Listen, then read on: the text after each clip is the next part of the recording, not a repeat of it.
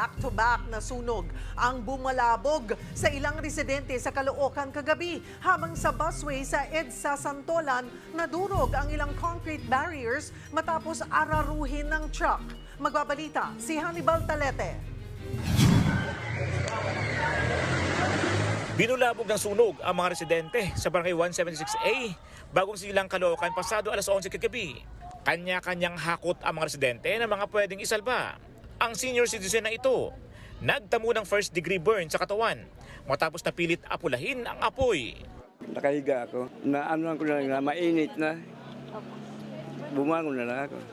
Pagtingin ko, ang laki na ng apoy. Pumapasok ko sa bahay ko. Si Jakester, wala na iligtas na gamit gaya ng iba pa niyang kapitbahay. Ginising na po nung asawa ko. Pagkita po, laki na po ng sulog. Talaga nasa ibabaw na.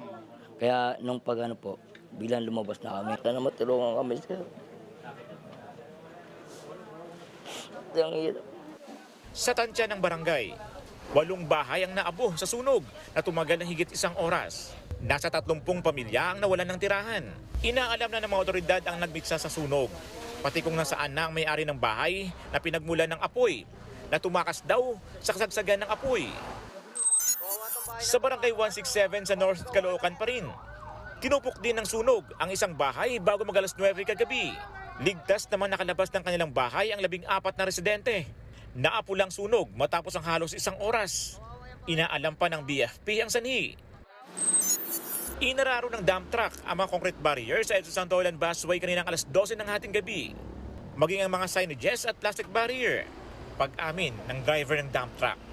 Nakatulog ka ba o ano? Po, parang ganun po. Pinilit naman niyang agapan ang pag-apak sa preno. Pero hindi na ito kumagat. Alis dito na lang po nung napansin ko po yung na po, malapit na po, hindi na po makayan ng preno. Wasak ang harapan ng truck. Pero mas malaking perwisyo ang dinulot ng mga nagkalat na durog na concrete barrier. Pasado alas 4 na ng madaling araw na ayos yan.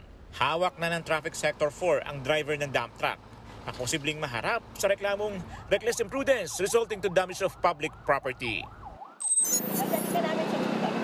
Pananakit sa binti at baywang ang iniinda ng rider na ito matapos siyang sumalpok sa isang SUV sa kanto ng EDSA Kamuning kaninang madaling araw.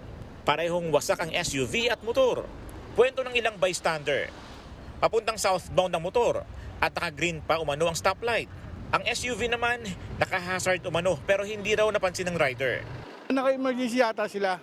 Yung SUV. SUV. Tapos, Di dire-diretso siya. Pagdating doon sa kita, medyo nag-minor. Pag minor niya, hindi niya rin nakita. Di diretso yung motor mabilis. Kasi nakago eh. nakago. Doon sumalpok siya.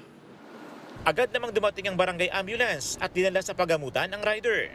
Patuloy naman ang ginagawang investigasyon ng QCPD. Ako si Hannibal Talete para sa 1PH.